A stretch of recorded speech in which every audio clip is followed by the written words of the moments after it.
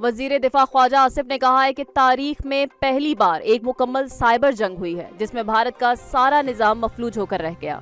उन्होंने दावा किया कि पाकिस्तान के मौसर जवाब में दोस्त ममालिक की खामोश रजामंदी भी शामिल थी और तमाम बड़े इत्तेहादी बशमूल अमरीका हमारे साथ ऑन बोर्ड थे।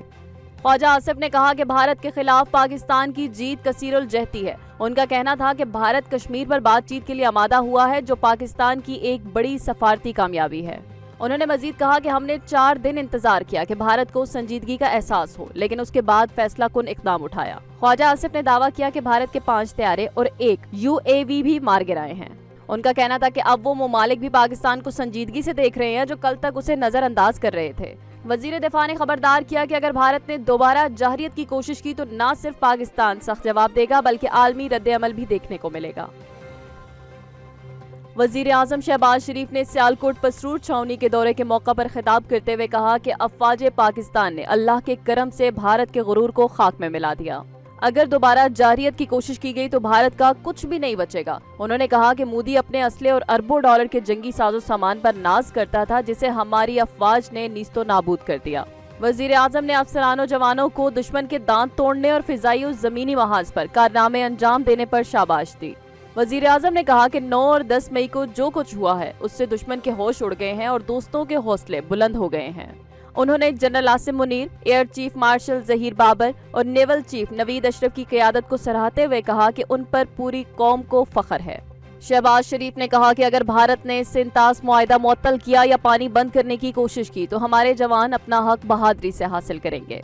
खून और पानी एक साथ नहीं बह सकते। उन्होंने मोदी से मुतालबा किया कि बताएं मुक्ति बाहिनी को किसने तरबियत दी, समझौता एक्सप्रेस पर हमला किसने किया और कलभूषण कहां से आया। उन्होंने कहा कि पाकिस्तान ने दहशतगर्दी के खिलाफ 90,000 जानों और 150 अरब डॉलर का माशी नुकसान बर्दाश्त किया है।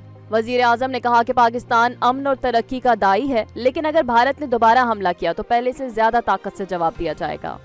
हम जंग और मुज़ाकरात दोनों के लिए तैयार हैं। आए कश्मीर पर मुज़ाकरात करें और खित्ते को अमन का गहवारा बनाएं। नायब वजीर आजम और वजीर खारजा इसहाक डार की जेर सदारत एक्निक इजलास में 355 अरब रुपए से जायद मालियत के 9 तरक्याती मंसूबों की मंजूरी दी गई। इन मंसूबों में ट्रांसपोर्ट, तवानाई, तालीम, आबी वसाइल, सियाहत और तिजारती सहूलियात शामिल हैं।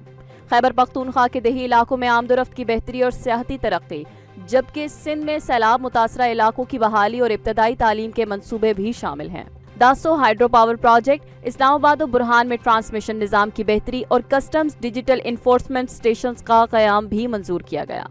इसहाक डार ने कहा कि हुकूमत जामे और पायदार तरक्की के अज़्म का कारबंद है।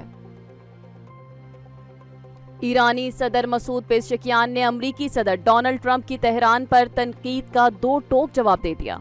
उन्होंने कहा कि क्या ट्रंप हमें डराने के लिए आया है? हम होंडागर्दी के सामने नहीं झुकेंगे। ईरानी सदर ने वाज़ेह किया कि ट्रंप ये समझता है वो यहाँ आकर हमें खौफजदा कर सकता है, मगर हमारे लिए शहादत बिस्तर पर मौत से ज्यादा अजीज है।